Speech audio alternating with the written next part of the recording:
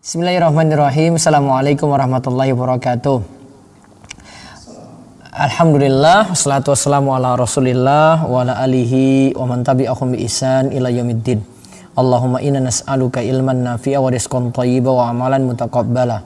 Allahumma inna nas'aluka ilman nafi'a wa rizqan thayyiba wa amalan mutaqabbala. Puji syukur kita panjatkan pada Allah, salawat serta salam semoga tercurah pada Nabi besar, Nabi agung, Nabi kita Muhammad sallallahu alaihi wasallam. Malam ini malam Selasa 17 Zulhijjah 1442 Hijriah, kita bersyukur pada Allah, nikmat yang besar Allah anugerahkan pada kita semua sehingga bisa hadir di majelis via daring bersama guru kita Ustadz Abu Salma Muhammad yang nantinya sesuai dengan spesialisasi beliau dari pembahasan parenting yang sudah biasa kita dengar.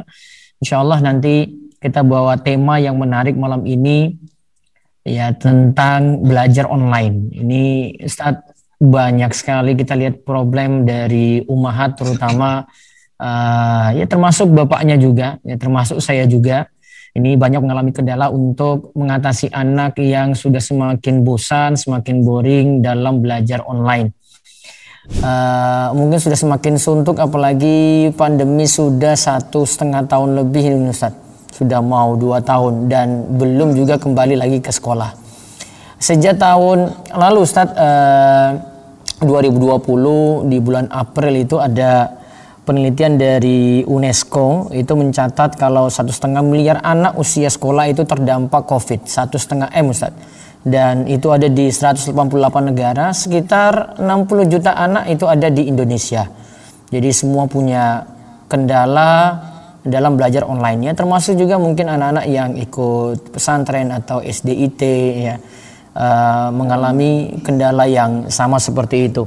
Mungkin kendalanya ada masalah ketimpangan teknologi, penyesuaian dengan ya internet, penyesuaian dengan gadget juga, kemudian belum lagi cara pengajaran dari guru, belum lagi orang tua yang menerima, belum lagi orang tua yang mentransfer ilmu dari guru ke anak yang mesti diajarkan di rumah langsung.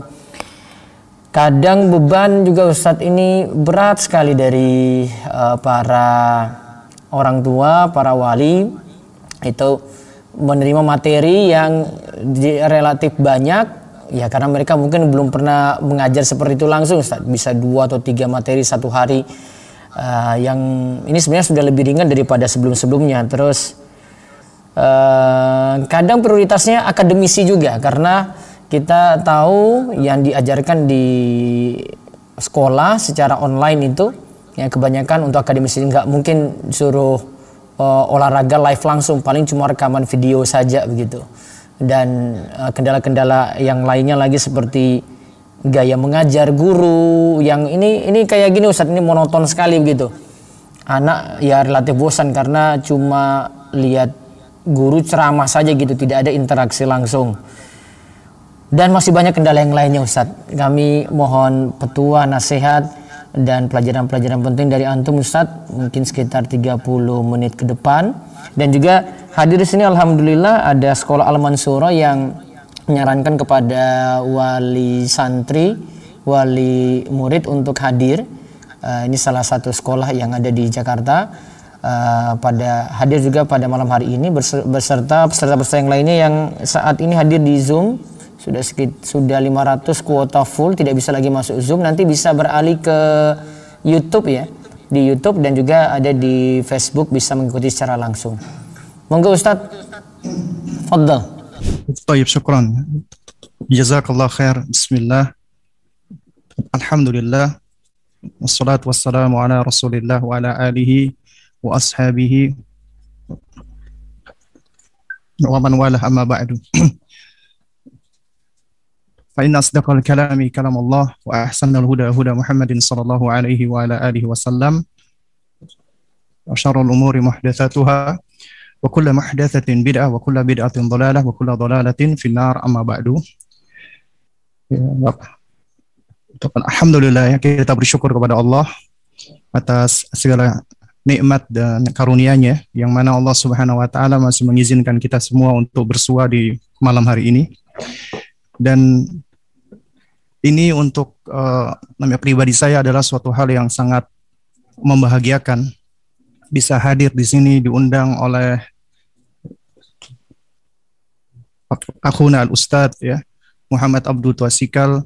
Beliau mungkin dari sisi usia junior dibanding saya, cuman dari sisi pengalaman, dari sisi ilmu, dari sisi apa kemanfaatan, ya itu namanya Masya Allah. Dan tetap saya juga bersyukur sekali ya kepada Allah Subhanahu wa taala bisa diperkenankan untuk hadir di sini ya. Meskipun kita hanya bisa bersua via daring ataupun online ya, dikarenakan kita masih berada di dalam kondisi pandemik ya, Allah Subhanahu wa taala masih menguji kita ya, dan kita memohon kepada Allah Subhanahu wa taala agar Allah Subhanahu wa taala untuk segera bisa mengangkat ya ujian ataupun wabah ini. Baik, jamaah sekalian mulakan Allah Subhanahu wa taala. Tetap sebelumnya ini juga itu ya, saya mohon maaf ya, ini sudah beberapa hari ini itu saya emang ini ya, apa namanya, kena sedikit flu ya, dan alhamdulillah apa namanya, bukan COVID, bukan cuman agak sedikit flu dari apa namanya beberapa hari yang lalu bolak-balik bersin ya. Ini pencetusnya alergi sebenarnya. Tapi alhamdulillah apa namanya, cuman ini saja, cuman bersin-bersin saja sama suara agak sedikit bindeng saja. Baik, jamaah sekalian yang dimuliakan Allah Subhanahu wa taala, saya minta izin untuk share screen ya. Baik. Nah, baik. Nah, kalau kita bicara sekarang ya, apa namanya problematika yang apa nama tadi sempat di apa namanya paparkan ya oleh Ustadz Abdul Twasikal tadi, itu begitu banyaknya masalah ya. Dan tentunya problem yang begitu banyaknya kita nggak bisa bahas dalam waktu yang singkat ini ya. Dan juga kita tahu bahwasanya yang namanya belajar itu juga butuh proses ya. Artinya kita nggak bisa mencari suatu solusi dari permasalahan hanya dalam waktu yang singkat. Ya, jadi kita nggak bisa instan gitu loh. Nah, dan juga dibalik ya begitu banyaknya masalah-masalah ataupun problematika ya, mulai dari apa namanya anak-anak yang kehilangan fokus, kemudian anak-anak yang sudah mulai kehilangan semangat, belum lagi anak-anak yang terganggu secara pertumbuhan apa namanya psikologisnya ya, dikarenakan harus berada terus di dalam rumah, belum lagi dari bapak ibunya juga sama. Nah, ini memang problem-problem yang kita mungkin bisa saksikan, bahkan kita sendiri yang mengalami. Nah, karena itu di malam hari ini ya, sebagaimana player yang sudah menyebar, jadi kita akan lebih fokus nih. Fokus membahas tentang kebosanan atau boring yang dihadapi oleh anak-anak kita. Ini di antara salah satu problem, di antara banyaknya problem-problem yang lainnya. Ya. Dan tentunya kita nggak bisa ya, dengan puluhan bahkan ratusan problem itu bisa kita bahas dalam waktu singkat. Bahkan pun juga kita bahas dengan waktu yang berulang-ulang juga belum tentu problem-problem itu bisa kita selesaikan. Itu kecuali dengan izin Allah Subhanahu wa taala. Baik. Jamaah sekalian dimuliakan Allah Subhanahu wa taala ya. Kita bicara tentang kiat menghadapi anak yang boring ya. Ini sebagaimana judulnya ya. Nah, ini saya minta izin untuk mendisable dulu ya. Mungkin ada yang nggak sengaja coret-coret ya. Saya juga hapus dulu ini, clear dulu. Nah, dan ini mohon maaf ya kalau online seperti ini biasanya memang agak delay ini, agak sedikit lemot sedikit ini. Baik, jamaah sekalian dimuliakan Allah Subhanahu wa taala. Ya. Nah, kalau kita bicara tentang masalah bosan ya, nah itu memang ya kita sebagai manusia siapapun itu nggak akan bisa lepas yang dari namanya kebosanan karena itu tabiat manusia. Artinya semua manusia itu bisa merasakan bosan, ya. Dan mungkin bisa dikatakan nyaris tidak ada manusia yang tidak merasakan bosan. Hampir semuanya bosan, ya. Nah, dan bosan itu kalau kita menukil dari pendapat ya ini seorang ahli ini ya ahli antropologi ya dari Inggris ya John Eastwood ya yang mengatakan bosan itu adalah keadaan yang monoton atau berulang sehingga menimbulkan keadaan yang tidak menyenangkan. Artinya seseorang dengan keadaan yang berulang-ulang akhirnya dia merasa tidak senang, penat, lelah dan tidak bahagia. Nah, oleh karena itu makanya ya di antara bentuk ketidakbahagiaan itu adalah bosan, ya. Toib, ini karena waktu singkat kita jelaskan singkat-singkat juga ya. Nah, terus kemudian kalau ada yang bertanya kenapa kita kok bisa bosan, yang mencetuskan apa ini bosan ini? Nah, di antaranya adalah ya, yaitu ketika kita merasa tidak interest, tidak tertarik dengan suatu aktivitas, suatu kegiatan. Kalau kita udah nggak merasa interest, maka kita akan mudah sekali untuk bosan. Atau yang kedua, ketika kita merasa kesulitan untuk bisa fokus ya di aktivitas itu. Ya, ini ketika saya bicara kita ya, maksudnya kita di sini berarti ini ya ajakan agar kita sebagai orang tua pun juga harus ngerti ini tentang konsep kebosanan. Kenapa demikian? Karena kita sebagai orang tua seringkali kita kurang berempati dengan anak kita. Kita banyak menuntut anak-anak kita. Ya, meskipun mereka bosan, kita seringkali menuntut, ya. Padahal kita harus ngerti nih. Ya. Kita harus bisa paham.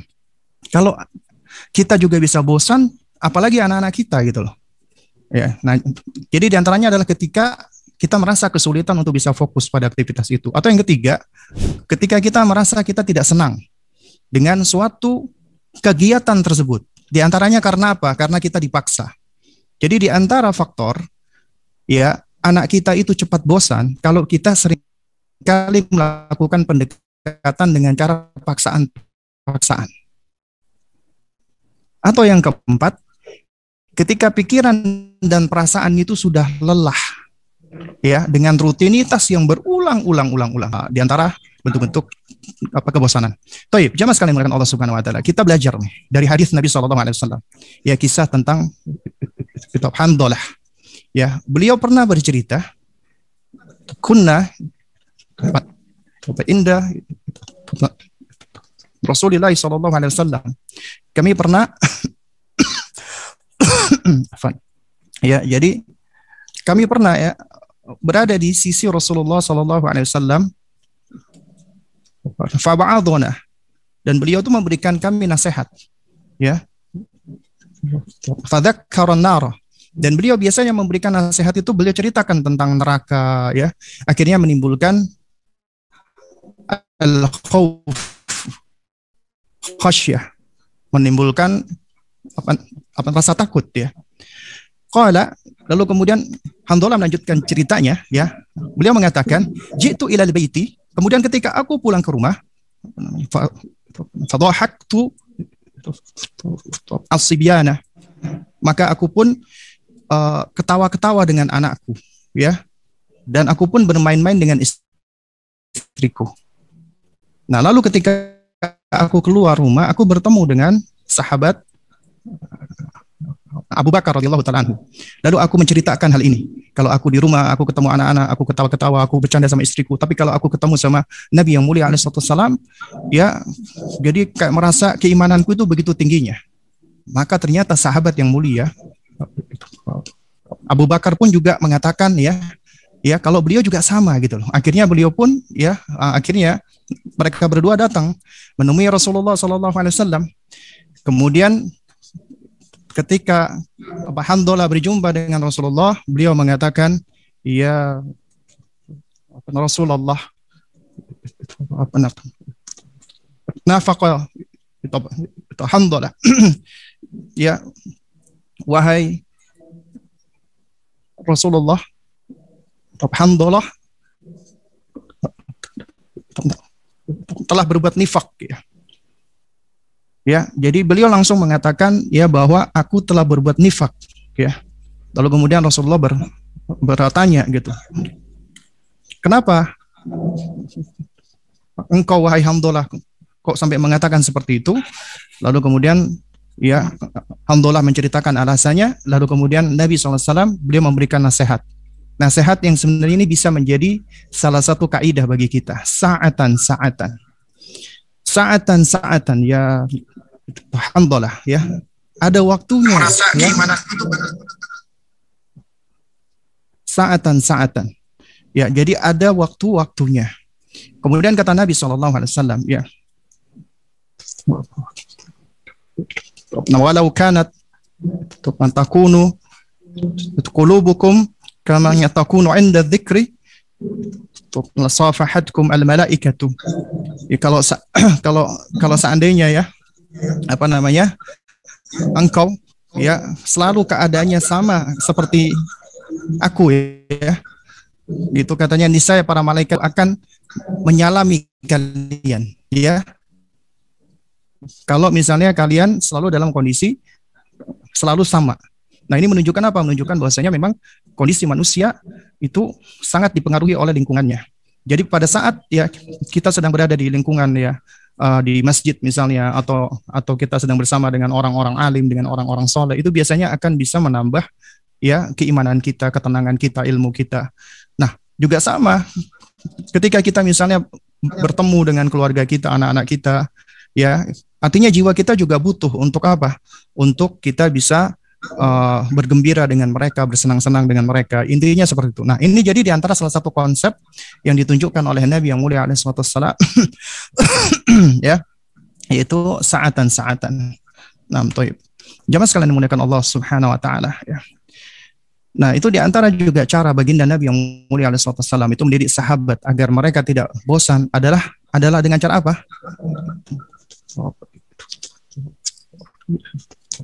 Takhawul ya, artinya menyelang-nyelangi hari, yaitu mengatur hari. Jadi membuat hari-hari belajar itu ya bervariasi. Ya, ini sebagaimana hadis ya yang diriwayatkan oleh sahabat yang mulia Abdullah bin Mas'ud kalau nggak salah ya.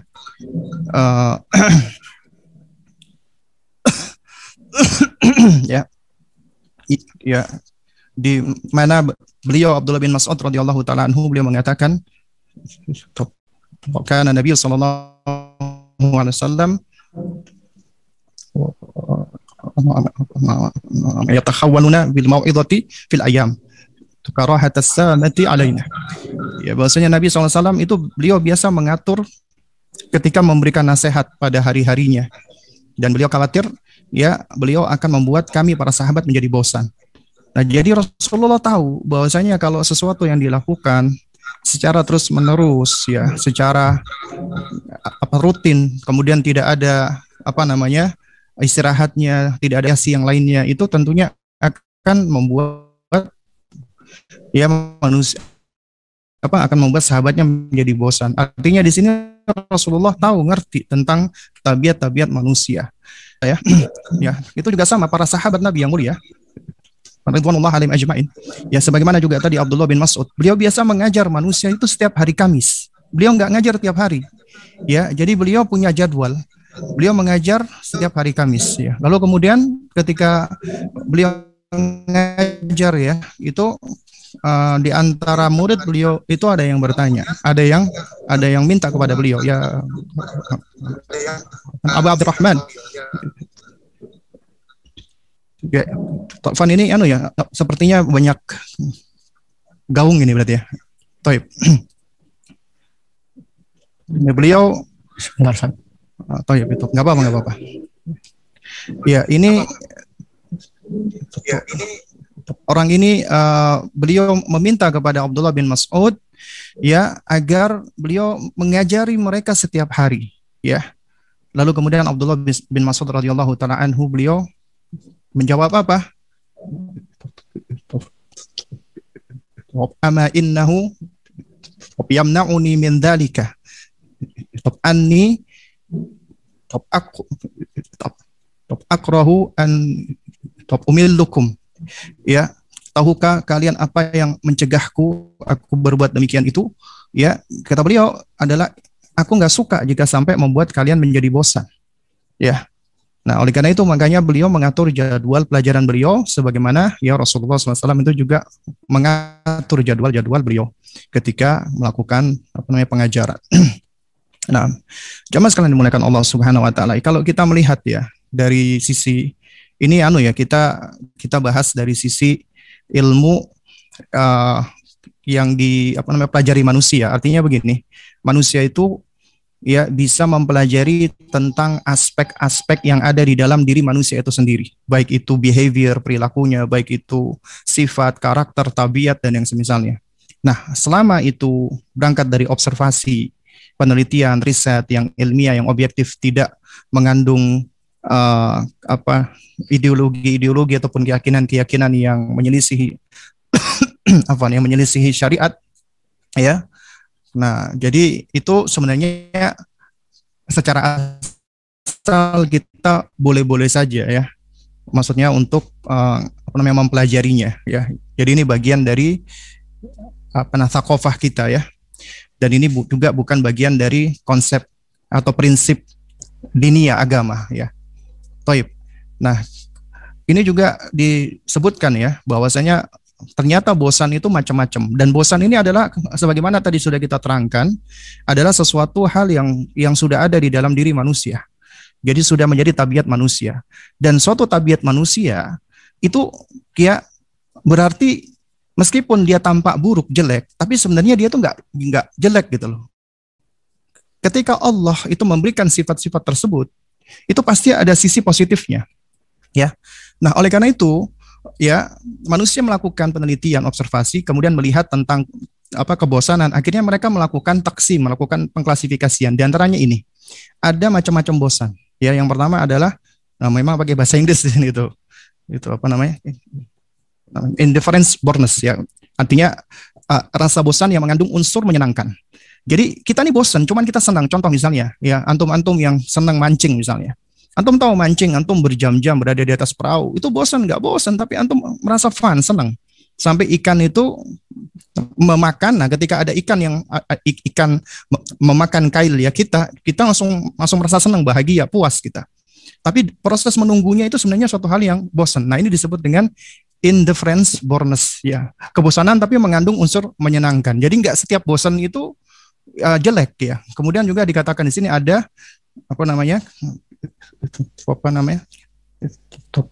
calibrating boredness ya. Jadi kebosanan, kalau bahasa Indonesianya apa ini itu kalibrasi ya istilahnya. Jadi ini kebosanan yang biasanya seseorang berpikir mengenai keinginan dia untuk melakukan ya hal-hal lain ya selain yang saat itu dia akan lakukan. Contoh misalnya ketika kita sedang belajar ya. Nah, ini yang paling banyak ini, kita sedang belajar, kita sedang baca, lalu kita tuh sudah merasa capek, jenuh, ya, penat, kemudian kita tiba-tiba menghayal, kita punya pikiran, kita ingin melakukan hal-hal lain. Ya, misalnya dia kepingin keluar, pengen jalan-jalan, pengen main bola. Nah, itu namanya calibrating boredness. Nah, ini menurut para ahli, ya, yang namanya orang ketika bosan kemudian dia berkhayal ingin melakukan ini dan itu, ini sebenarnya tidak benar-benar jelek. Jadi di antara cara dia untuk mengisi bosannya dia melakukan ya mungkin sifatnya berimajinasi ya, dia berhayal ya. Nah, tapi hayalannya ini ketika dia menghayalkan melakukan aktivitas lain itu sebenarnya bisa membantu dia untuk meningkatkan daya kreativitas dia gitu loh.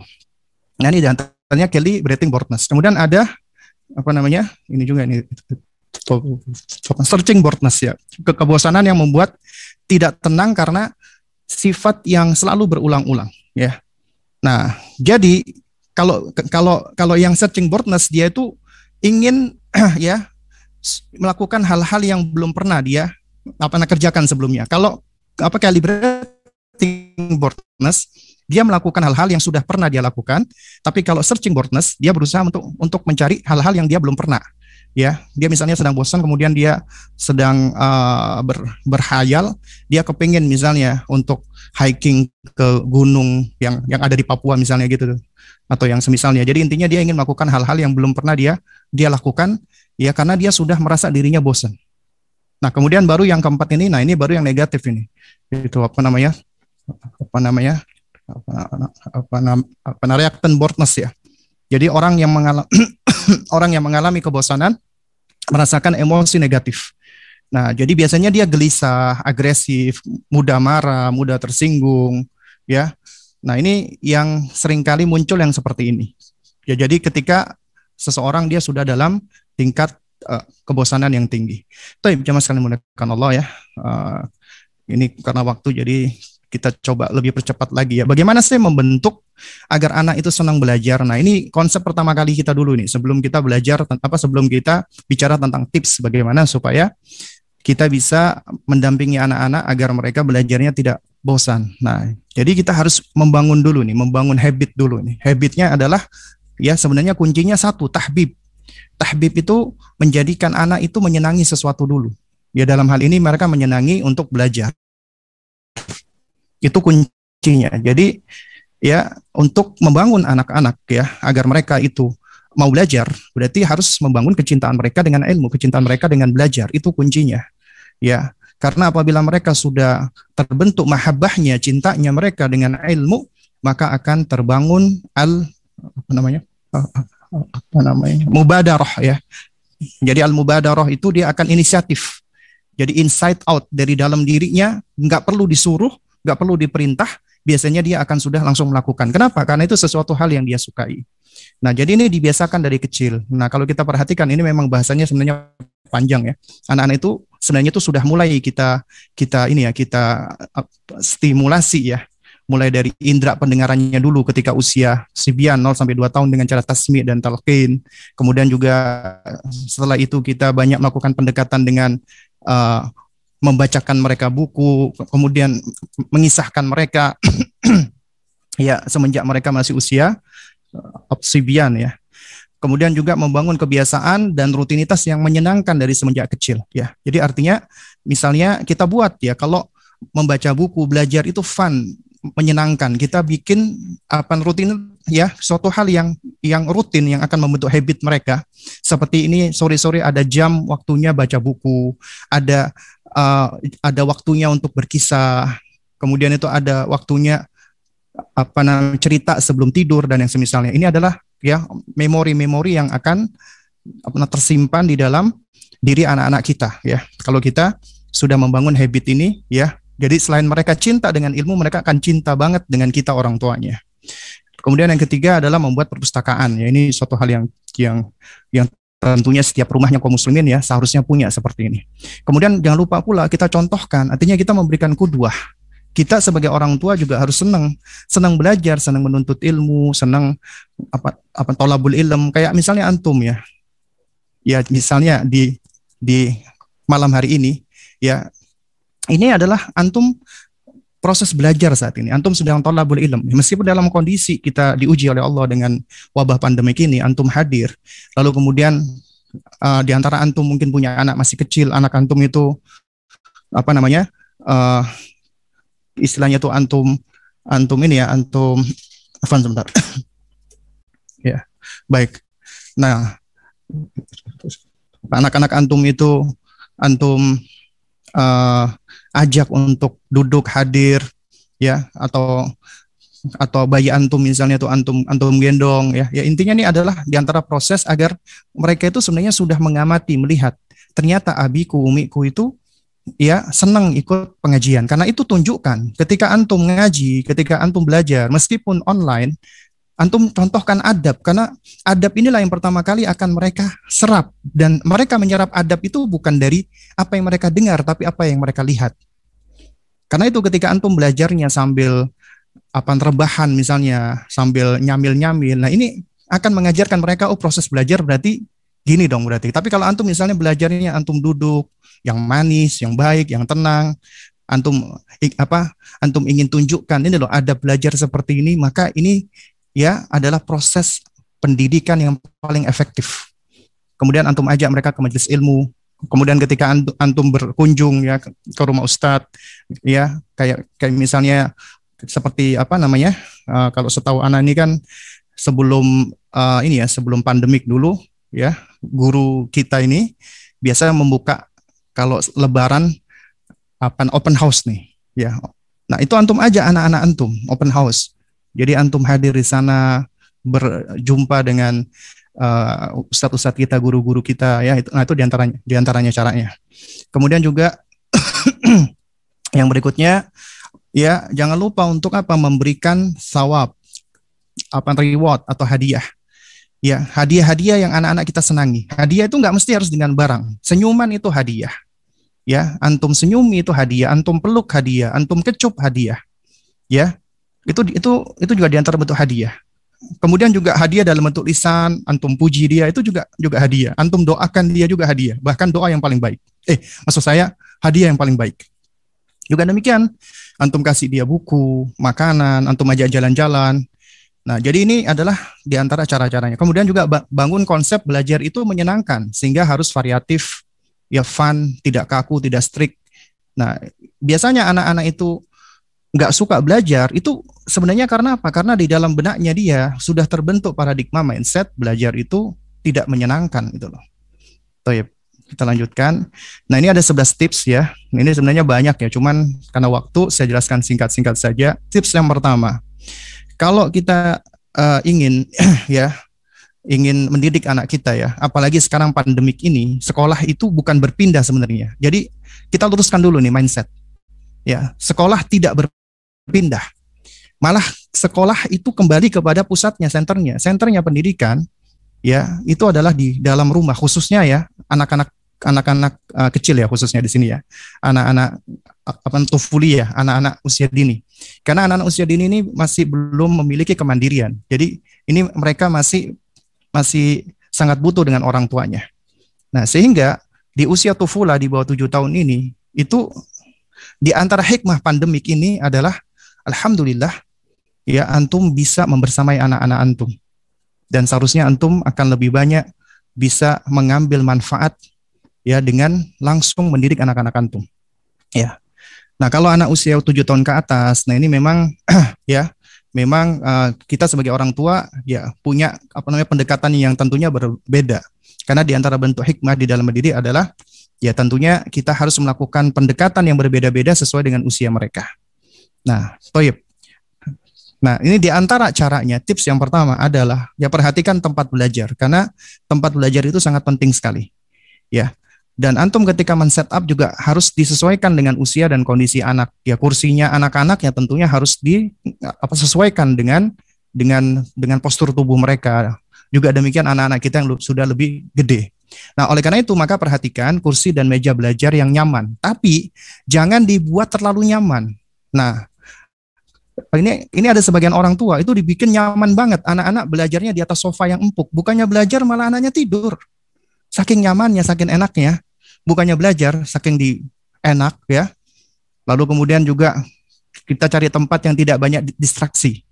Ya, di antara bentuk distraksi itu ribut, bising, banyak orang lewat berlalu lalang ya, atau banyak barang-barang yang nggak penting ya. Kemudian juga pencahayaan yang baik. Nah, jadi antum juga harus perhatikan nih, jangan terlalu silau, terang, jangan juga terlalu redup. Kemudian juga suhu, ya pastikan ini juga jangan terlalu dingin dan juga jangan terlalu panas. Ya kayak misalnya antum setting dia kamar belajar, kemudian dinyalakan AC yang dingin, itu bukannya belajar nanti, ya. Ataupun juga ketika panasan, sumuk juga sama, ya. Jadi harus kita setting dengan kondisi yang tepat, yang sesuai, ya. Nah, ini juga suatu hal yang baik juga ya, kita libatkan anak kita untuk men-set up. Nah, ya, jadi di pandemik ini school from home itu bukan liburan ya, Nak.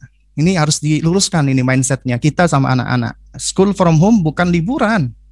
Kita belajar di rumah. Jadi kita ajak mereka untuk men-set up tempat belajar. Nih, sekolah kamu, ayo kita atur bareng-bareng. Nah, jadi mereka akan merasa diakui, dihargai, ya. Terus kemudian juga kenali gaya belajar anak. Aduh, Afwan ya. Ini keyboardnya agak sensitif. Ya, kenali gaya belajar anak. Tiap anak beda-beda, unik ya. Allah Subhanahu wa taala memang secara asal karuniakan instrumen belajar ya kepada anak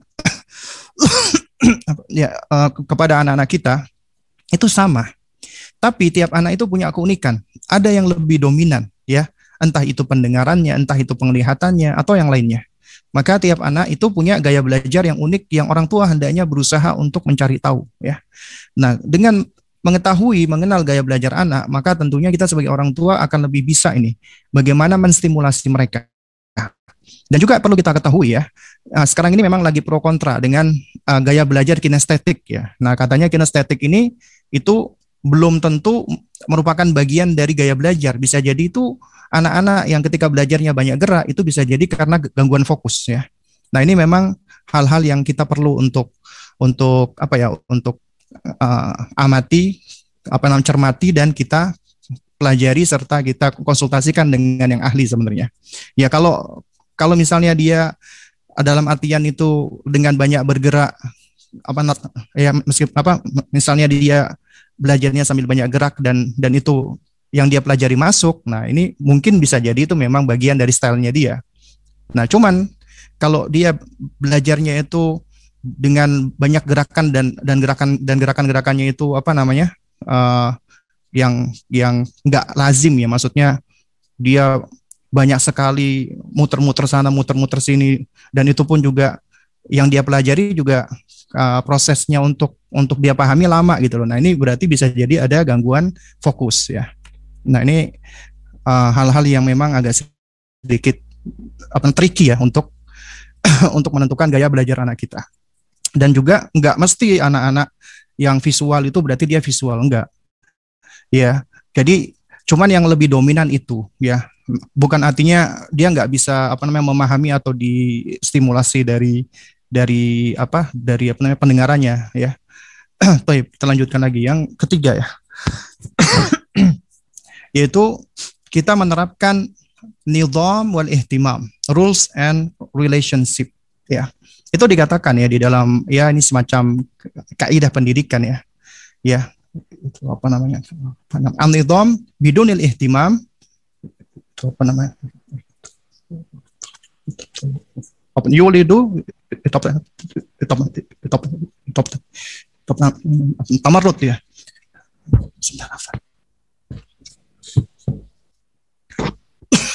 Ya.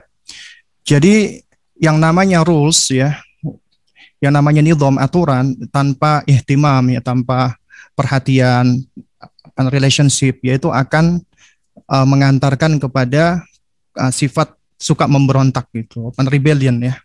Juga demikian ya, wal ihtimamu biduni nizam, relationship without rules ya, perhatian tapi tidak diikuti dengan aturan ya, itu akan apa? Yuaddi ilal fawda, akan menghantarkan kepada kekacauan, chaos. Nah, jadi maksudnya bagaimana? Maksudnya begini ya, jemaah sekalian. Ya, kita sebagai orang tua itu harus mengkombinasi dua hal ini, nizam wal ihtimam. Kalau orang tua hanya mengandalkan aturan tapi tidak memberikan perhatian kepada anak-anaknya ya, itu berarti ini orang tua yang tiran, yang otoriter, yang pengen menang sendiri. Anak harus nurut ya. Nah, akhirnya apa? Anak-anak itu merasa dia nggak nyaman ketika bersama orang tuanya, juga termasuk ketika belajar. Kenapa? Karena orang tuanya orang tua yang tiran, yang otoriter, cuman memberikan aturan tapi tidak memberikan perhatian. Demikian sebaliknya orang tua yang memberikan ihtimam, ya, orang tua yang memberikan hanya perhatian saja tapi tidak diberikan aturan. Ini orang tua yang permisif ya. Orang tua yang terlalu memanjakan. Biasanya anaknya itu akan menjadi kacau ya, chaos ya, fawdhah ya, jadi nggak tahu aturan dan seterusnya. Makanya harus al-ihtimam wal nizam. Jadi harus dengan relationship dan juga rules ya. Sebentar ya.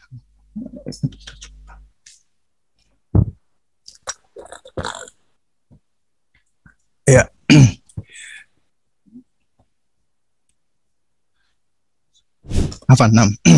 Nah, baik, jemaah sekalian, mulakan Allah Subhanahu wa taala ya. Nah, karena itulah ya apabila kita mengkombinasi antara al-ihtimam dan nidham ya, maka itu akan apa? Akan menghasilkan al-ihtiram wal mas'uliyah, ya respect dan uh, tanggung jawab ya. Nah, ini harus ini harus kita miliki sebagai orang tua. Kemudian kita lanjutkan. Nah, tips yang keempat, ya, yaitu ya stick with the rules but not to stick ya. Maksudnya kita harus komitmen dengan aturan, tapi kita tidak terlalu strict. Komitmen itu penting di dalam pengasuhan. Dalam komitmen itu mengandung sikap tegas, firm ya. Tegas itu tidak identik dengan sikap keras. Demikian pula too strict, terlalu kaku, rigid, itu keras. Sikap keras ini ya itu biasanya nggak baik ya. Dan itu juga tidak otomatis orang yang keras itu tegas, enggak. Dan lemah lembut juga tidak otomatis tidak tegas. Jadi kuncinya tegas dan lemah lembut. Karena betapa banyak orang tua yang kasar, teriak-teriak, ngomel-ngomelin anak, tapi nggak tegas. Akhirnya anaknya diomelin, anaknya balas ngomel, ikut teriak-teriak, nangis-nangis. Ya, akhirnya orang tuanya bukan ngalah tapi kalah.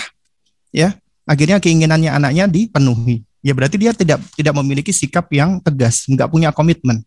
Ya. Nah, jadi dalam hal ini dia harus punya sikap yang tegas, tapi tetap lemah lembut. Kemudian fokus pada proses, bukan pada hasil. Jadi sebagai orang tua kita harus hargai usahanya dia, upayanya dia, juhud. Ketika dia belajar, dia udah berusaha, udah berupaya, itu yang harus kita lihat, kita fokus. Jadi bukan hanya sekedar melihat kepada hasil. Jadi ketika anak sudah berusaha, meskipun belum maksimal, jangan langsung disalahkan, divonis, dilabeli, dicap, dikritik, dan seterusnya. Tapi hargai upayanya, juhudnya, effortnya, akui prosesnya, hormati pribadinya, lalu dimotivasi untuk lebih baik lagi. Baru kemudian yang keenam, ya, yaitu jangan lupa untuk senantiasa musahabah, membersamai anak, bersahabat dengan anak, ya. Kemudian juga muqarabah ya.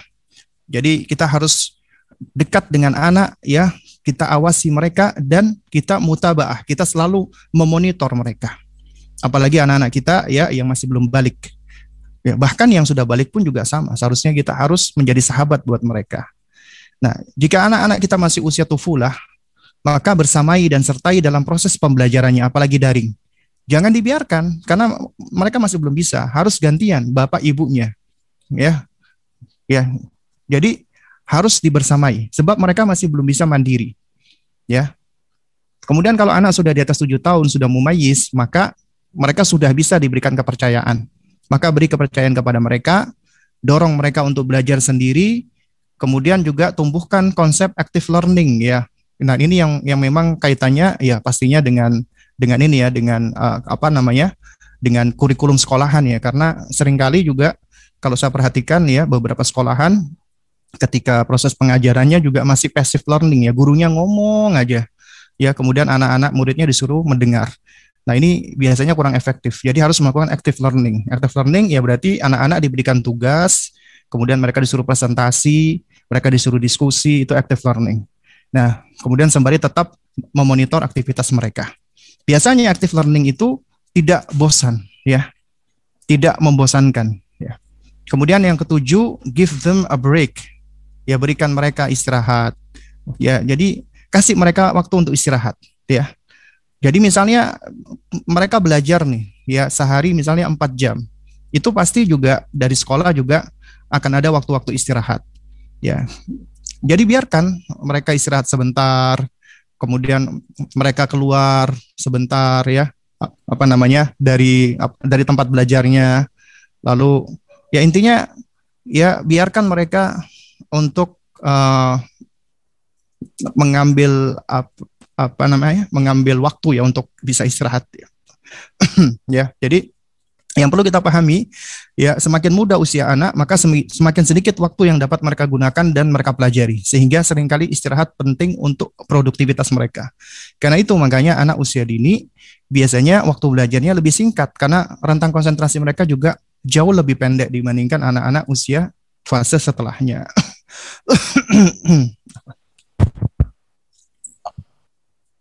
Toib yang ke-8, ini mudah-mudahan nggak kelamaan ya. Support mereka dengan menyediakan hal-hal yang mereka sukai. Contoh misalnya ya, anak-anak ini suka snack ya, kudapan-kudapan. Nah, tapi orang tua juga harus pilih-pilih nih, harus tahu nih kudapan yang sehat sama yang tidak ya, yang yang enak tapi tidak mengganggu kesehatan gitu loh. Ya, ya kita boleh lah beli snack-snack yang biasa ya, yang dijual itu boleh kita beli sesekali ya, tapi jangan sering-sering. Yang lebih baik lagi adalah kalau misalnya snack itu handmade ya. Nah ini memang ya menuntut para ummahat, para ibu ya, harus lebih bisa kreatif di dalam menyediakan kayak makanan-makanan yang disenangi oleh anaknya gitu loh. Ya, nah ini suatu hal yang penting juga. Jadi anak-anak kita siapkan minuman jus atau es teh manis atau yang semisalnya yang mereka sukai gitu loh. Ya, supaya mereka bisa lebih semangat untuk belajar. Atau juga bisa dibuat ada semacam game-game permainan dengan keluarga yang ada, bikin kuis, bikin teka-teki ya, bareng-bareng ya. Nah, ini juga diantara hal-hal yang bisa menghilangkan kepenatan ataupun kebosanan ya. Yang ke-9, ya didik mereka agar tetap berpegang dengan adab di dalam belajar. Artinya, ya meskipun mereka belajar tidak tatap muka, tetap harus diajarkan kepada mereka adab-adab di dalam belajar. Nah, diantaranya dengan cara tadi di awal dicontohkan, orang tuanya harus mencontohkan. Ya, kemudian juga sebelum belajar itu juga sama, kita bikin semacam rutinitas ya sehari-hari mereka seperti sekolah. Misalnya mereka jam daringnya jam 8. Ya, jadi jam 7 kalau perlu ba'da subuh mereka sudah mandi. Ya, kemudian ya kita bikin rutinitas misalnya habis itu mereka stretching misalnya atau sepedaan sebentar, intinya supaya tubuhnya bugar gitu ya intinya. Ya, terus kemudian baru nanti mereka suruh mandi, baru setelah itu mereka gunakan pakaian yang layak. Ketika belajar harus menyalakan kamera ya, kemudian juga ketika belajar itu diupayakan mereka tidak sambil makan atau tidak sambil minum ya. Nah, kecuali waktu istirahat. Dan kemudian no other gadget while studying ya. Jadi jangan ada gadget yang lain ketika sedang belajar. Laptop ya udah laptop, nggak usah dikasih handphone. Ya, jadi handphonenya disingkirkan dulu. Artinya harus ada gadget yang dedicated untuk belajar, yang sudah ditentukan untuk belajar. Ya. Kemudian yang ke-10 ya, sebelum yang terakhir, buat rutinitas. Ya, ini sebagaimana tadi udah disinggung di poin sebelumnya. Dan kalau perlu kita ajak serta mereka untuk membuat jadwal harian. Jangan kita sendiri yang buat, kita ajak. Ya, agar mereka ketika membuat, kita ajak membuat, agar mereka merasa dihargai, diakui. Kita bisa bisa mendidik mereka untuk untuk bernegosiasi seperti itu ya.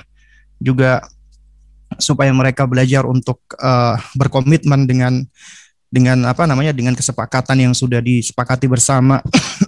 Kemudian juga anak belajar kedisiplinan, belajar keteraturan dan seterusnya. Kemudian yang terakhir ya adalah jangan lupa untuk refreshing ya. Artinya kita harus recharge ya. Artinya kita harus ada waktu-waktu ya, sebagaimana dari saatan ya, ada waktu-waktu di mana kita perlu untuk mengajak anak kita keluar jalan-jalan, atau misalnya dalam kondisi seperti ini kita buat aktivitas bersama atau makan bersama misalnya. Ya, itu dalam kondisi seperti ini ya, contoh misalnya kayak saya ya, misalnya kondisi pandemik seperti ini kan kita menghindarkan untuk makan di restoran ya. Jadi ya udah, jadi misalnya kita menentukan harinya kapan, jam berapa, pengen makan apa, kita mesen online ya. Misalnya lagi pengen soto ini ya, sudah kita pesan soto untuk berapa orang porsi, untuk berapa porsi, baru kemudian kita siapkan, kita makan bareng-bareng. Ini juga bagian dari sama, artinya kita ada family time, ada quality time, lalu kemudian kita bisa bisa ya istilahnya bersenang-senang juga di situ ya. Atau melakukan aktivitas-aktivitas lain yang sama-sama disukai ya. Nah, ini diantaranya. Nah, terus kemudian juga diantara bentuk refreshing ya sebenarnya itu adalah ya menghadiri majelis-majelis ilmu. Ya, itu menghadiri majelis-majelis ilmu itu berarti kita sedang mendatangi taman-taman surga ya kan. Nah, cuman memang dalam kondisi pandemik seperti ini ya, untuk saat ini yang bisa kita lakukan adalah kita belajar ya secara online ataupun secara daring ya.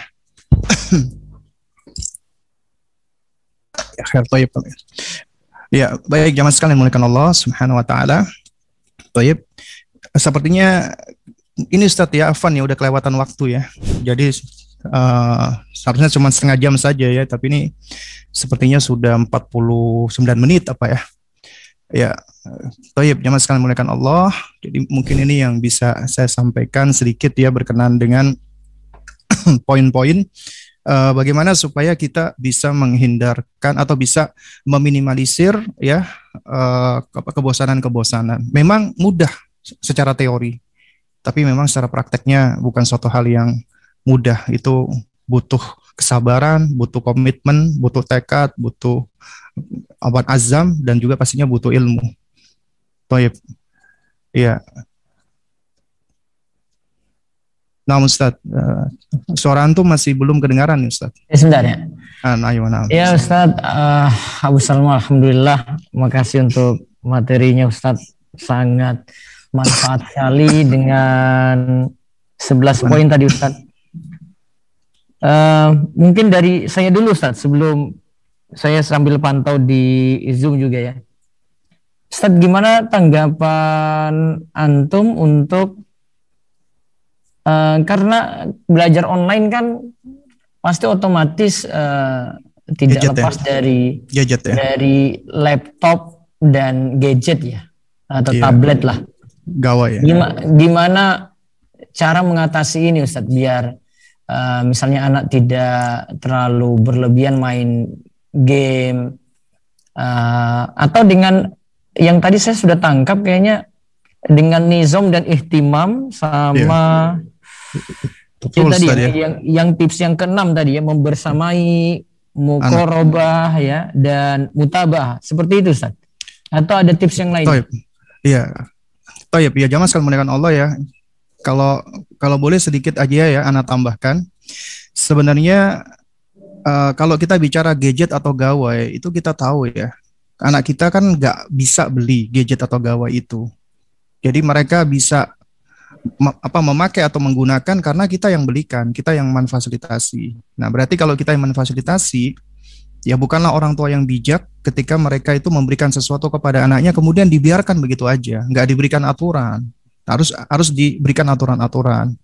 Nah, ini memang kita butuh yang namanya ilmu pertama, yang kedua harus ada komitmen. Ya, artinya antum ketika memberikan gadget kepada anak harus jelas nih peruntukannya buat apa. Nah, jadi itu untuk belajar daring itu kita harus sudah bikin komitmen yang kita harus konsisten, ada gadget atau gawai yang dedicated untuk belajar. Kalau enggak untuk belajar nggak boleh dipakai. Mereka boleh dipakai untuk yang lainnya, itu mungkin sebagai bentuk reward misalnya, atau sebagai bentuk supaya mereka nggak bosan, tapi tetap ada aturannya. Aturannya ya itu dalam hal gawai ya, ini berdasarkan rekomendasi ya dari kalau di Indonesia kan ada Ikatan Dokter Anak Indonesia, itu ada di US juga semacam ikatan pediatriknya untuk dokter anaknya, itu memberikan rekomendasi 0 sampai 2 tahun itu zero screen, nggak boleh sama sekali terpapar dengan gawai ataupun gadget, karena itu juga berbahaya untuk matanya mereka dari radiasinya. Kemudian kan juga gawai, apalagi YouTube itu kan selain radiasi juga motion ya, gerakan-gerakannya itu kan begitu cepat ya, sehingga dikhawatirkan juga terlalu over menstimulasi mata anak-anak kita yang masih bayi tadi. Lalu kemudian usia 2 sampai 6 atau 7 tahun maksimal 1 jam, maksimal per hari 1 jam. Itu kita harus stick dengan itu. Dan untuk bisa seperti ini kita harus bikin kesepakatan. Boleh loh kita bersepakat dengan anak kita, itu baik. Jadi lebih baik kita bersepakat daripada kita membuat aturan mentang-mentang aneh adalah ayah, bapak, ya anak harus nurut, ikut. Itu malah pendekatan yang kurang baik. Antum ajak dia bersepakat. Nah, kamu boleh main handphone tapi maksimal 1 jam. Ya, maksimal 1 jam sehari. Dan itu boleh dibagi, misalnya di pagi hari 15 menit, sore hari 15 menit. Intinya kamu boleh main gadget asalkan kamu udah mandi, tapi maksimal 15 menit. Dan nggak boleh melanggar. Kalau melanggar dari waktu 15 menit, kita kasih hukuman. Di antara hukumannya misalnya besok no gadget. Meskipun dia marah, dia nangis. Sebagai orang tua kita harus tega dalam hal yang baik, agar mereka belajar konsekuensi. Seringkali kita itu nggak tegaan gitu loh. Nah, jadi intinya seperti itu. Dan anak itu sebenarnya sudah boleh diberikan gadget ketika dia sudah balik, atau minimal 14 tahun lah. Itu menjadi miliknya. Jangan antum kasih, anak antum masih TK antum kasih, antum belikan, ini punya kamu. Akhirnya dia tahu itu adalah milikku. Milikku berarti aku bebas, aku mempergunakan untuk apapun. Jadi ketika kita atur, itu anak-anak dia akan lebih cenderung untuk untuk menentang gitu loh. Orang ini punya saya kok, punya aku kok. Aku kenapa kok nggak boleh nonton, nggak boleh ini. Nah, ini berarti kita udah melakukan suatu hal yang keliru. Karena itu jangan dikasih. Kalau antum udah kasih, ya, antum sekarang udah kasih saat ini, jangan antum tarik. Tapi antum berikan aturan. Ya, aturan yang jelas, yang tegas. Ya. Kepada anak-anak. Ya, wallahu a'lam bishawab. Baik, Ustaz. Yang berikutnya lagi, Ustaz, ini masih kaitannya. Kalau memberikan kesempatan ke anak untuk main game online, bagaimana, Ustaz? Nah, toib. Nah, ini juga problem jamak ya. Itu ya Ustadz ya. Toib. Ustadz, seharusnya gantian dong Ustadz. Anak kan udah ngomong kurang lebih 40 menit. Jadi seharusnya anak yang tanya, antum yang jawab. Ini pokoknya antum kamu terhormat kami. Jadi kita mumpung nanya-nanya dengan yang sudah banyak-banyak baca buku parenting ini, Ustadz. Allah musta'an. Toib. Nah, games online, Ustadz, ya. Toib ya. Jamaah sekalian dimuliakan Allah ya. Memang kalau secara asal yang namanya permainan game ya, itu memang hukum asalnya mubah. Tapi di situ ada dhawabit. Ya, dhawabitnya ini juga cukup detail, cukup panjang ya. Dan sebenarnya itu ya ada fatwa dari ulama Al-Azhar itu mengeluarkan ada puluhan dhawabit tentang game, dan itu sebagainya sudah saya terjemahkan poin-poinnya ya di buku PDF yang paling baru itu ya, tentang kaidah bermain. Nah, jadi di situ dijelaskan dengan begitu detailnya. Kenapa? Karena permainan game itu ya bahayanya sangat luar biasa sekali. Ya, apalagi yang sudah online, mulai dari pornografi, kemudian hal-hal yang berkaitan dengan akidah, ya, lalu kemudian juga yang mempengaruhi psikologis ya, seperti perbuatan kriminalitas, minuman keras, dan yang semisalnya, itu sangat buruk sekali gitu loh. Karena itu makanya kalau mau memilihkan permainan kepada anak-anak kita, harus benar-benar dilihat permainan yang tidak mengandung mukhalafat, tidak mengandung hal-hal yang haram, ya, dan itu mengandung ada unsur edukasinya. Ada ternyata permainan-permainan yang mengandung unsur edukasi. Contoh misalnya, ya, saya kadang-kadang main sama anak saya, putri saya, itu game tentang tebak-tebakan word, kata, ya. Nah, jadi itu bagus itu. Jadi ini bisa melatih kemampuan kita di dalam kecerdasan bahasa ya. Kemudian juga ada game-game yang sifatnya yang merangsang kemampuan kita untuk detail atau jeli. Misalnya ada 2 gambar, kita disuruh cari ini, misalnya 11 perbedaan. Ya, itu di antara hal-hal yang baik ataupun yang boleh. Adapun permainan game, tembak-tembakan, bunuh-bunuhan, balapan, dan lain sebagainya, itu semua hampir nggak ada manfaatnya itu. malah lebih banyak madaratnya. Karena itu kita sebagai orang tua, ya ketika antum fasilitasi mereka untuk main game, ya berarti antum sadar nggak sadar sudah memfasilitasi mereka di dalam keburukan. Kalau antum sudah terlanjur, apa yang harus dilakukan?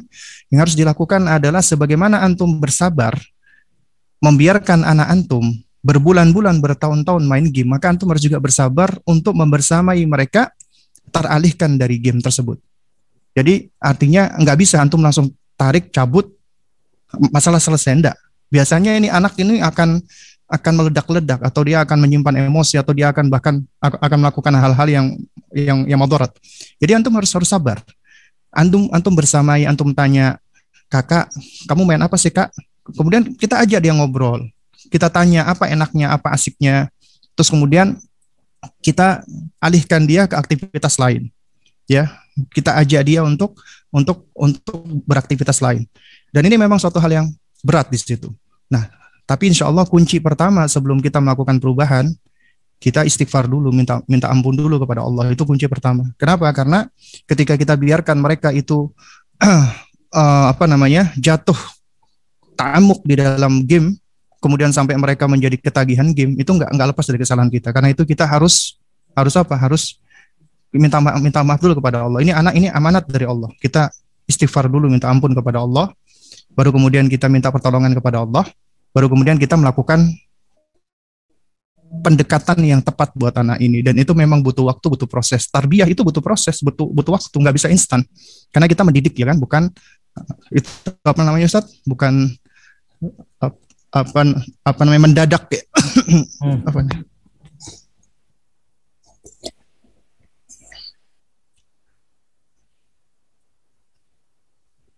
Tuh gantian berarti Ustaz ya? Ya, taib. Ustaz, ini dari YouTube Ustaz. Taib, nah. Tadi sebagian sudah dijawab nih. Mas, dengan kayaknya problemnya sama-sama saja gitu. Yang saya sebut ini ya, ini yang ingin mereka tanya gitu. Nah. Ustaz, ini yang ini. Jadi kalau keterbatasan di ini seputar mungkin agak beda ya Ustaz ya di keadaan di kota dengan di sini ya di desa ya.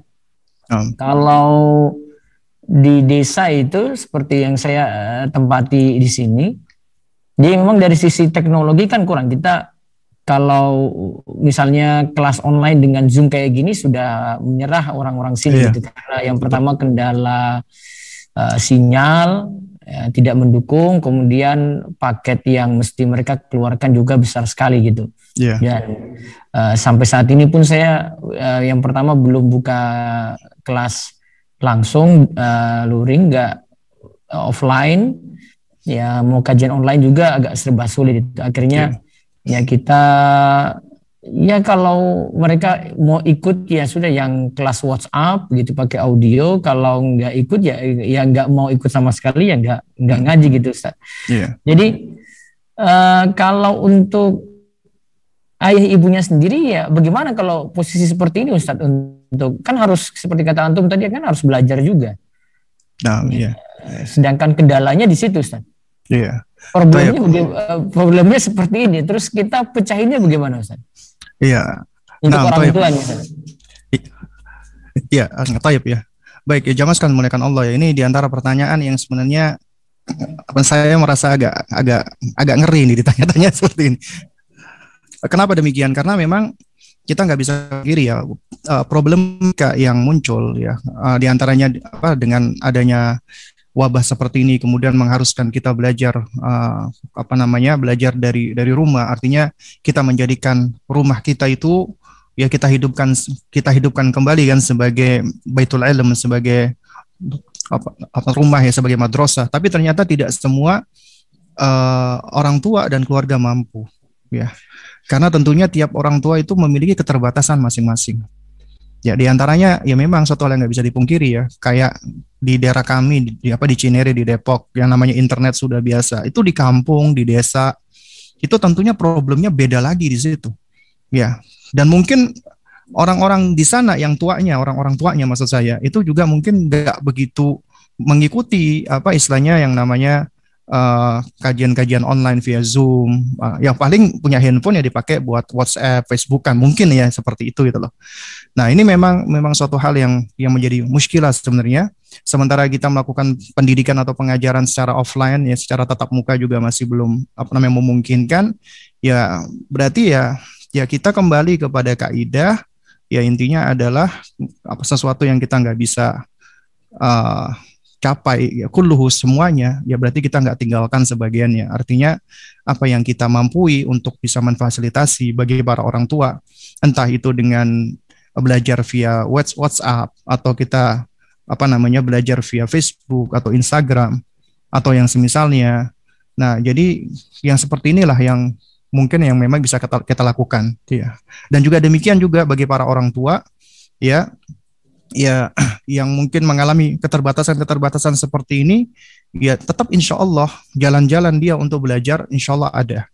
Ya, yang penting selama dia mau berusaha, ya insya Allah Allah Subhanahu Wa Taala itu akan berikan jalannya gitu. Yang penting dia mau usaha untuk belajar. Ya entah dia nanti belajarnya ikut grup atau ikut channel ya atau misalnya ikut kelompok-kelompok belajar online atau yang semisalnya. Jadi intinya yang bisa dia lakukan ya hendaknya dia jalankan gitu loh. Dan terus kemudian ya kalau memang memungkinkan ya bagi sebagian orang tua yang apabila kondisinya sudah lumayan kondusif ya kita tetap mengupayakan agar bisa melakukan pembelajaran secara tatap muka, tapi tentunya dengan masih mengikuti prosedur kesehatan. Nah, oleh karena itu makanya ya kita memohon kepada Allah agar Allah Subhanahu Wa Taala segera mengangkat ya pandemik ini gitu loh. Ya wallahu taala alam bisawab. Kalau antum tanya bagaimana solusi yang paling tepat, ini nggak bisa lepas dari kebijakan-kebijakan yang memang orang-orang yang mampu untuk memberikan kebijakan ya yang punya kemampuan untuk memberikan fasilitas ya, baik itu dari Kementerian Pendidikan dan yang semisalnya. Dan intinya kalau dari kita sebagai rakyat, sebagai warga ya kita intinya berusaha semampu kita gitu loh. Dan memang kondisi-kondisi seperti ini itu memang suatu hal yang menurut Ana juga suatu hal yang sulit ya. Ya kayak yang antum ceritakan tadi, untuk para orang tua yang mungkin mereka nggak bisa ikut Zoom, itu juga Zoom kita tahu ya, kuotanya lumayan gede kan, atau yang semisalnya. Nah ini juga problem-problem yang seharusnya kita ya berusaha untuk sama-sama untuk mencari solusinya, entah itu dengan cara kita buat komunitas buat para orang tua yang nggak mampu ya kita bisa mengumpulkan dana misalnya untuk mensupport mereka agar mereka bisa ikut kajian-kajian antum di Zoom misalnya, jadi tiap bulan. Nah ini insya Allah juga di antara solusi. Ya wallahu a'lam bishawab. Saat ini ada beberapa pertanyaan, ini bagus sekali. Ini sebenarnya gawai, tapi kembali ke permasalahan anak yang sering bohong, Ustaz. Jadi ada permasalahan, ada satu yang nanya ini, bagaimana mengalihkan anak dia sudah usia 18 tahun, memang gemarnya main game online, akhirnya tidak semangat belajar, dia suka bohong. Yang pertanyaan yang serupa di sini, bagaimana nanamkan kejujuran ya, untuk mengikuti proses pembelajaran online. Jadi kadang orang tua sudah serahkan ke anak gitu, Ustaz. Sudah, saya percaya kamu nanti belajar gitu. Ternyata dia mungkin cuma rebahan saya dalam kamar, dia tutup pintu, dia rebahan dalam kamar, dia tidak jujur untuk belajar di sini. Dan orang tua ketika itu mungkin mengurus anak yang lain atau ada aktivitas yang lain sehingga tidak bisa membersamai anak gitu. Jadi untuk mengatasi berbohong ini, Ustaz, saat belajar online itu bagaimana? Itu berapa usia anak tadi? Ada yang 18 tahun. Oh, itu berarti sudah gede. Sudah gede ini, sudah SMA ini Ustaznya. Yang satu ini tidak beritahu ini. Kalau yang satu ini kayaknya ini anak-anak ini. Ya. Jadi sebenarnya kan kalau kita bicara tentang konsep berbohong ya, anak-anak kecil itu sejatinya mereka tidak berbohong. ya. Dan ini sifat yang mereka ambil ya dari lingkungan, dari sekitarnya, dari luar. Anak-anak itu tidak berbohong karena Allah ciptakan anak-anak ya, semua anak manusia itu semua berada di atas fitrah. Fitrah itu adalah tabiat yang salimah, yang selamat minan uyub, ya, dari aib, dari nuksan, dari hal-hal yang kurang, dari sifat-sifat jelek ya. Itu fitrah. Nah, lalu dari mana mereka bisa dapatkan sifat-sifat buruk ini, seperti diantaranya berbohong? Nah, itu diantaranya adalah dari pola asuh. Pertama, orang tua yang terlalu keras kepada anak.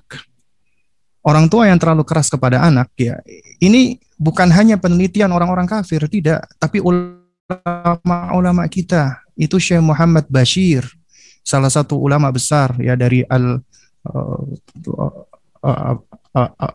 Jazair ya. Ya, dari ulama besar Al-Jazair ya. Beliau di dalam Al-Athar itu ketika memberikan nasihat kepada para mu'allimul Quran, para pengajar Al-Quran, beliau itu mentahdzir dari yang namanya metode ya yang konvensional menurut beliau ya, metode yang kuno. Yaitu apa? Mengajar dengan cara kekerasan. Anak dihukum, dibentak-bentak, anak-anak kecil ya. Nah, itu kata beliau, sikap-sikap yang keras, yang bengis seperti ini itulah yang melahirkan namanya nifaq ya, dan dusta pada anak. Ya, itu melahirkan nifaq dan dusta. Ya. Dan ini kata beliau adalah jarimah, kriminalitas di dalam pendidikan. Itu sampai beliau menyebutkan seperti itu. Ini adalah suatu kriminalitas di dalam pendidikan. Orang tua atau pengajar yang keras kepada anak. Dan jemaah sekalian dimuliakan Allah, itu memang orang tua yang terlalu keras kepada anak itu bisa menyebabkan anak berbohong. Ya, dan ini suatu hal yang nyata. Ya, kayak contohnya misalnya ya, ada ibu-ibu yang ngomel-ngomel ini ke anaknya, ke kakaknya. Ya, itu ibunya mungkin repot, sibuk, ya selalu disalahkan kakaknya. Nah, sehingga pernah suatu ketika si kakak ini menumpahkan susu adiknya, ibunya keluar dari kamar marah-marah, teriak-teriak. Jadi udah marah-marah. Nah, kita tahu manusia itu Allah sudah berikan yang namanya naluri, insting untuk mempertahankan diri. Nah, ketika ditanya sama ibunya dengan teriak-teriak, dengan mata mendelik, ditanya itu apa, siapa yang ini yang menumpahkan susu? Ini anak, dia cuma menunjuk ada satu ekor kucing, ibunya ternyata nggak jadi marah. Ya, wah, berarti ternyata aku dengan tidak mengatakan yang sebenarnya, aku berarti bisa selamat nih. Akhirnya dia belajar di situ, belajar untuk berbohong. Nah, jadi diantaranya dia belajar berbohong ya dari sikap keras orang tuanya, atau ternyata orang tuanya menyontohkan, sadar atau nggak sadar. Misalnya seorang bapak bilang, Umi, nanti kalau ada Pak Fulan datang bilang kalau bapak nggak ada, misalnya seperti itu. Itu juga diantaranya ngajarin bohong, atau dia melihat tontonan. Ya, banyak faktornya intinya ya yang bisa menyebabkan anak itu bohong. Nah, jadi jemaah sekalian dimuliakan Allah, kalau antum lihat anak antum itu melakukan kebohongan, jangan dibiarkan. Karena di antara salah satu kesalahan ya pendidikan itu adalah ketika kita sebagai orang tua meremehkan yang namanya kebohongan. Jangan pernah kita meremehkan perbuatan bohong pada anak kita. Itu kita harus bersikap tegas. Ya. Jadi kita harus didik anak kita, kamu lebih baik jujur meskipun salah daripada kamu nggak salah tapi kamu bohong, karena kebohongan kamu itu sudah merupakan kesalahan yang besar. Ya. Dan juga untuk mendidik ini tidak lain dan tidak bukan juga harus dimulai dari pendidikan tauhid, pendidikan akidah. Kita bisa mengikuti metodenya Luqman alaihissalam. Dari tauhid dulu, kemudian ajarkan dia muraqabatullah, merasa diawasi Allah Subhanahu wa taala. Ya. Nah, terus kemudian kalau kita sudah bicara tentang masalah sifat pembohong atau sifat dusta seperti ini ya. Jadi yang harus dilakukan oleh orang tuanya ya pastinya beda ya antara anak-anak dengan anak-anak yang sudah balik ya. Kalau sudah balik itu dia ini berarti dia sudah mukallaf, dia sudah dosa, dia sudah menanggung dosanya sendiri. Sebenarnya di dalam pendidikan kita, apalagi kalau itu anak laki-laki, udah selesai. pendidikan kita dengan mereka udah selesai. Yang ada adalah kita cuma nasihat. Nggak wajib lagi kita memberikan nafkah kalau dia sudah balik, anak laki-laki. Ya, sebenarnya kita sudah selesai. Tapi kalau dia masih belum balik, ya itu masih menjadi tanggung jawab kita. Kita harus didik dia, ya. Nah, juga diantaranya adalah apa? Adalah yaitu tadi, kalau misalnya dia melakukan kebohongan, jangan kita lakukan pendekatan dengan memberikan label, ngecap dia, kamu pembohong, kamu pendusta, jangan. Tapi yang kita lakukan adalah apa?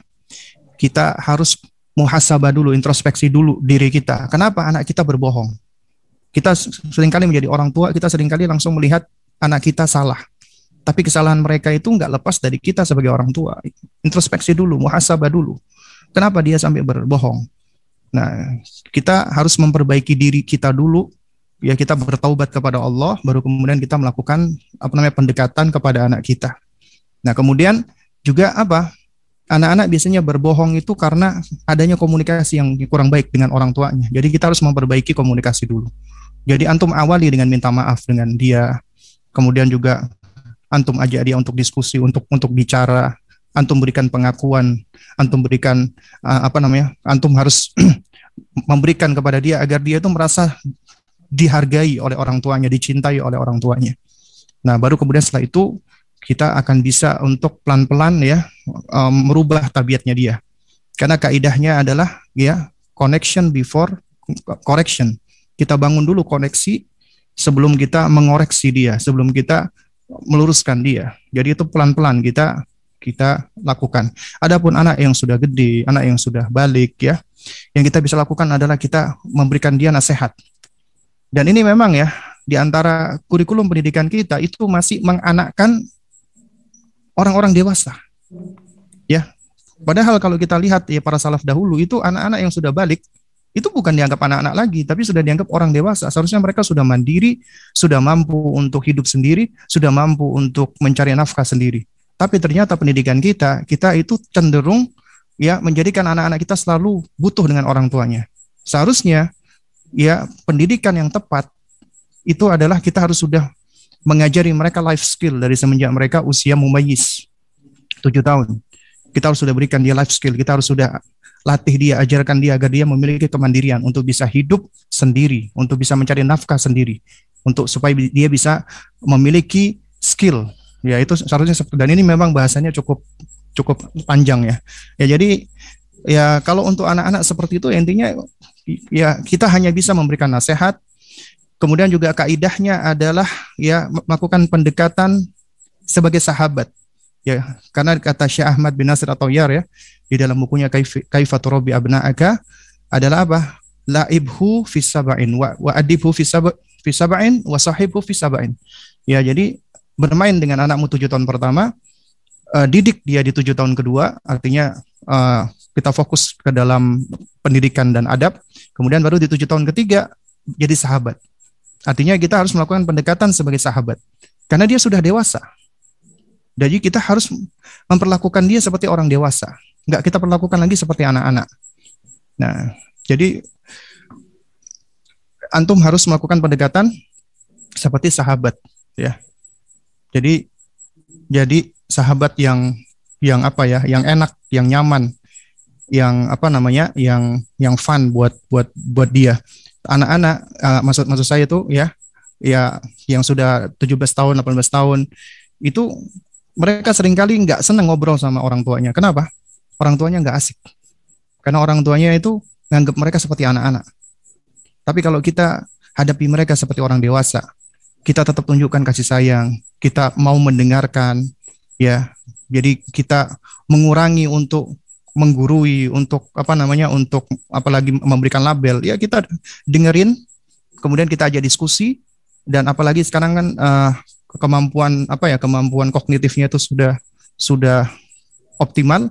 Kita lakukan pendekatan dengan cara kita diskusi, dialog sama dia dengan cara baik-baik, ya. Dan jangan lupa kita berdoa, kita doakan dia, ya, karena hidayah tetap di tangan Allah Subhanahu wa taala. Ya wallahu taala alam shawab. Saat ini sudah makin larut malam, saya tanya terakhir ini dari ada yang mau resen ini Ustaz. Nah, Taib. Ummu Nizam Barakallahu coba. fiik. Coba dibuka Mas Bayu. Yang di resen yang namanya Ummu Nizam situ. Coba ditarik ke atas. Atas, up. Sudah, Ya. Ustaz. Ya, Mas Hanif, coba dibuka. Sudah, Ummu Nizam, Ya. silakan bisa bertanya. Assalamualaikum. Oh ya, Waalaikumsalam. Ustaz. Waalaikumsalam warahmatullahi wabarakatuh. Ustaz, terima kasih ilmunya, jazakumullah khairan. Barakallahu Wa fiik. jazakillah khair. Wa fiik barakallah. Ya, yang mau saya tanyakan, Ustaz, itu kan tadi ilmunya udah banyak sekali ya. Dan kebanyakan kan kita, kalau tadi dari Ustaz kan, seharusnya kita membersamai gitu ya, membersamai anak-anak kita dalam kegiatan sekolah daring ini. Namun gimana untuk orang tua yang masih bekerja di luar gitu, Ustaz? Karena kebetulan saya juga, saya seorang nakes ya, jadi saya harus bekerja di luar sehingga tidak bisa membersamai full gitu anak-anak bersekolah di rumah seperti itu, Ustaz. Ya. Mungkin itu aja. Iya, Bu, kalau boleh tahu berapa usia anaknya, Bu? Usia anak saya 13 tahun yang pertama, kemudian yang kedua 10, yang ketiga 9. Oh, naam, toyib. Suami juga bekerja? Juga jadi nakes juga suami? Kedarullah saya single mom. Oh, naam, toyib. Baik, baik jamaah sekalian dimulakan Allah Subhanahu wa taala. Ini memang di antara kendala ya. Itu dan ini juga bagian dari ujian, dan insya Allah juga di balik ujian ini tuh banyak sekali pahala yang berlimpah ya. Itu bagi mereka-mereka yang membesarkan anaknya seorang diri ya. Dalam hal ini paling banyak memang single mother sebenarnya ya. Baik, jamaah sekalian dimuliakan Allah Subhanahu wa taala ya. Yang perlu kita ketahui juga ya, itu betapa banyak sejarah memperlihatkan single mother ya, itu ternyata jauh lebih banyak yang sukses dibandingkan yang mungkin anak yang hanya dididik oleh ayahnya. Karena kita lihat ya, banyak sekali itu anak-anak yang dididik oleh hanya ibunya seperti Imam Malik bin Anas ya. Lalu kemudian juga ulama-ulama yang lainnya. Ini menunjukkan bahwasanya sebenarnya seorang ibu itu juga mampu untuk memegang peran selain sebagai ibu juga sebagai seorang ayah. Tapi tetap biar bagaimanapun juga dalam pendidikan sosok laki-laki harus hadir. Itu suatu hal yang yang kalau laki-laki tidak dihadirkan di dalam pendidikan, itu tentunya akan menimbulkan ketimpangan baik secara psikologis atau yang semisalnya. Harus dihadirkan. Nah, karena itu makanya bagi para wanita-wanita yang single mother, yang janda, mohon maaf, ya, kalau dia mampu untuk menghadirkan laki-laki menikah, ya alhamdulillah. Tapi kalau memang misalnya masih belum memungkinkan, maka hadirkan mahramnya, kakeknya, pamannya. Intinya harus ada orang laki-laki yang anak-anak kita itu dia bisa berinteraksi dengannya. Kalau juga masih belum bisa, misalnya nggak ada, ya saya adalah anak semata wayang misalnya, maka ya hadirkan anak-anak kita ke majelisnya ya orang-orang yang berilmu. Misalnya kalau lagi dalam kondisi-kondisi yang offline ya, itu kita bisa ikutkan anak kita di kelas-kelas TPA yang diasuh oleh para ustadz ya, yang ikhwan laki-laki. Atau sekarang ini online ya, ada kelas-kelasnya KRLAN, atau juga kalau nggak salah kan Ustadz Abduh juga punya ya, ini ada kelas-kelas untuk anak-anak kecil, anak-anak remaja, masya Allah.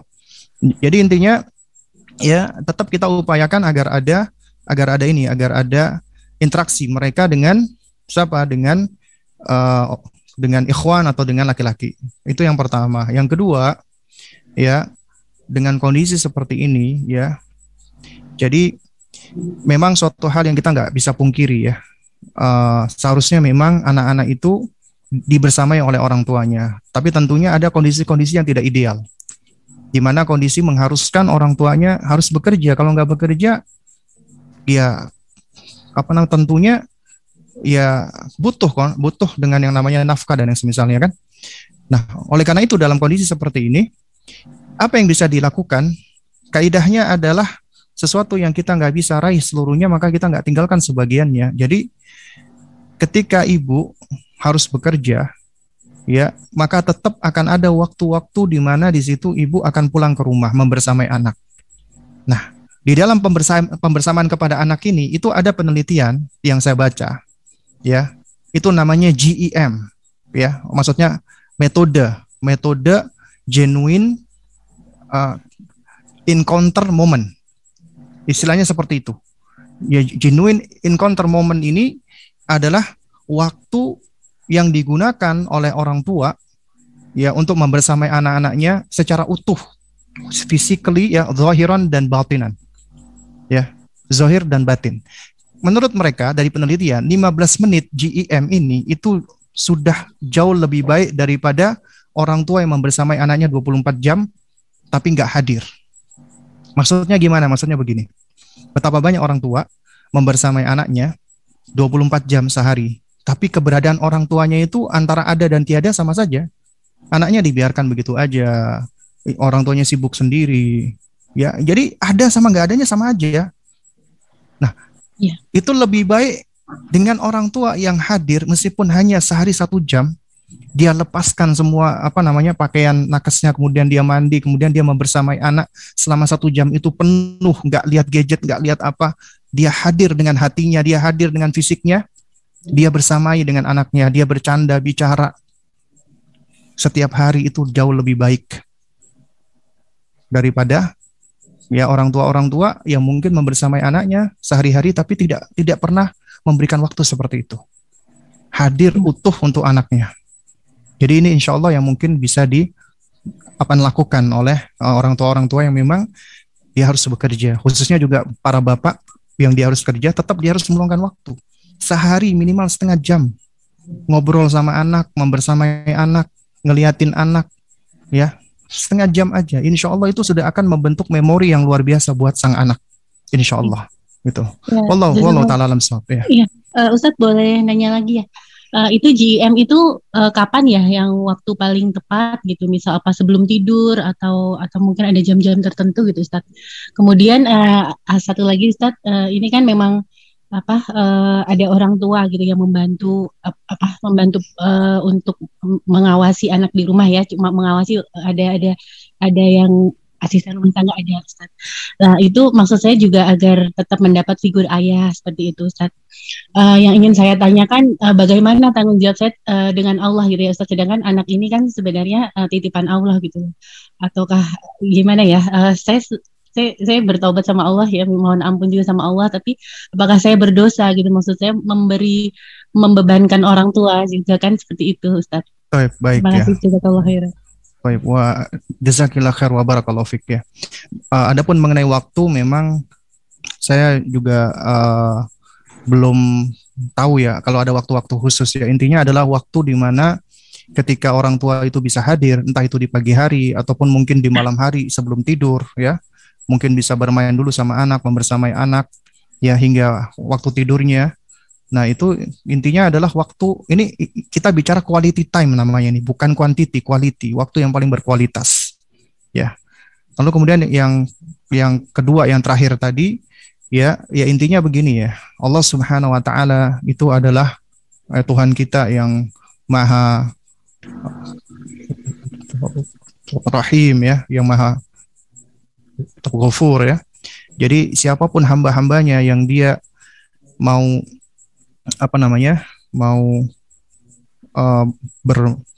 bermunajat kepada Allah Subhanahu wa taala, ya. Dia mau untuk mengakui kesalahan-kesalahannya, ya, insya Allah Allah Subhanahu wa taala akan ampuni semua dosa-dosanya, insya Allah taala. Jadi kalau misalnya kita merasa kita banyak melakukan kesalahan, kita banyak melakukan kekurangan, lalu kemudian kita senantiasa mohon ampun kepada Allah dengan sebenar-benarnya, insya Allah Allah Subhanahu wa taala itu akan ampuni kita, dan Allah tahu dengan kondisi kita. Ya, Allah tahu. Artinya ketika Anda harus seakan-akan melepaskan tanggung jawab yang itu menjadi amanat Anda, sehingga Anda harus titipkan anak Anda yang merupakan titipan Allah kepada orang tua Anda ataupun kepada ART. Allah tahu. Allah Subhanahu wa taala itu adalah Tuhan kita yang Maha tahu. Artinya Allah tahu dengan kondisi kita, Allah tahu keadaan kita, dan gak ada yang bisa kita sembunyikan dari Allah Subhanahu wa taala.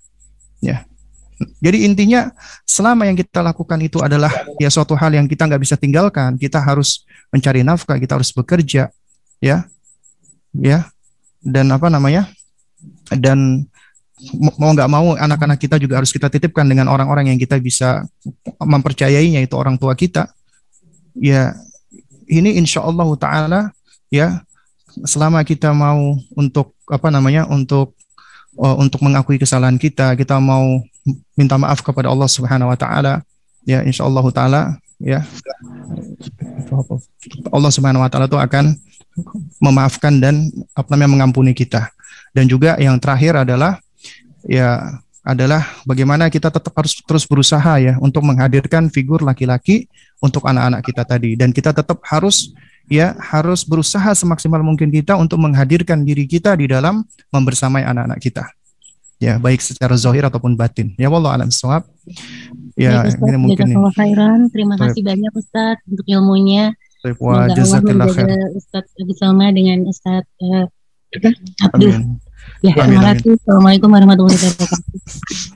Ustaz Abu Salma ini sampai makan waktu antum lebih dari setengah jam ini Ustaz. Afwan sekali. Enggak apa-apa. Labas. Nanti kami minta lagi di lain waktu Ustaz. Ini masih banyak insyaallah. pertanyaan. Ini yang dari chat di Zoom belum saya buka, itu baru yang di Masya Allah. raise hand. Ini saking banyaknya, itu ada sekitar 17 apa ini, 20 apa ya. Masya Allah. Jadi kayaknya harus berikutnya lagi nih Ustaz. Mungkin bulan depan kalau antum ada keluangan waktu lagi Ustaz. Kami mohon sekali bisa saling berbagi. Kalau saya sendiri ini Ustaz cuma ngajar anak TPA sebenarnya. Kan sini di desa dari TPA dulu kita ngajarin gitu. Masya Allah. Jadi ibu-ibunya itu pada ngaji gara-gara ada TPA di sini. Iya. Jadi mereka kita didik seperti TPA itu kayak sekolah begitu. Tapi sekarang ini lagi off karena pandemi. Baru satu RT 2 RT aja lah. Sebenarnya sini banyak anak-anak TPA-nya. Nah, yang belajar di sini itu ibu-ibunya. Jadi saya ngajar ibu-ibu itu karena anak-anaknya belajar TPA di sini Ustaz. Jadi saya yang kajian anak itu karena ngisi anak-anak TPA tadi biar mereka nggak banyak main pas pandemi kayak gini, karena kan TPA sudah nggak ada, masa nggak belajar sama sekali ya. Saya undang beberapa hadir terus dibuat online gitu ya. Tapi yang online juga bukan orang sini yang ikut gitu. Saya di situ ya tadi saya bilang. Betul. Solusinya gimana? Mau pakai Zoom, mereka nggak bisa pakai Zoom. Iya benar Ustaz. Paket nggak ada, ya itu kendalanya di sini Ustaz. Ya saling doakan Ustaz, mudah-mudahan dakwah tetap terus jalan walaupun di masa pandemi. Dan terima kasih atas kehadiran para orang tua, ayah bunda yang turut hadir. Mohon maaf tidak semua pertanyaan bisa kami sampaikan kepada Ustadz Abu Salma. Insya Allah di kesempatan yang lainnya. Mudah-mudahan Ustadz terus sehat Ustadz. Allah jaga antum terus dan keluarga, dan terus semangat untuk berdakwah, dan Allah memberkahi ilmu antum Ustadz. Demikian kita cukupkan Ustadz ya. Malam ini nanti kami tunggu jadwal selanjutnya lagi. Kita tutup bersama dengan doa kafaratul majlis. Subhanakallahumma bihamdika asyhadu an la ilaha illa anta astaghfiruka wa atubu ilaik. Assalamualaikum warahmatullahi wabarakatuh. Waalaikumsalam warahmatullahi wabarakatuh.